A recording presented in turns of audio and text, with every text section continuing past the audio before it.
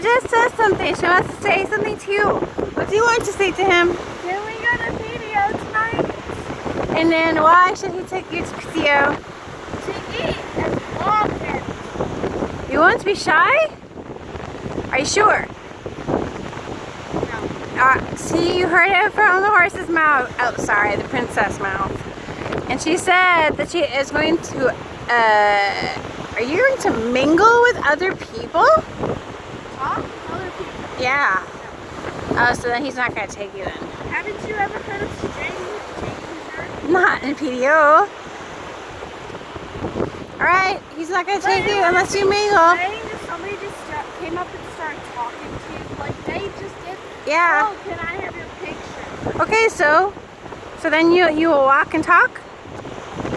Yeah, go with Todd. Walk and talk. Mingle. Oh, with Todd, yes. With Todd, he's never talked with anybody. He's not a talking person. Would you go up to anybody? Yeah, I would actually, but that's me. Because you're brave. Yeah, I am. You're chicken liver.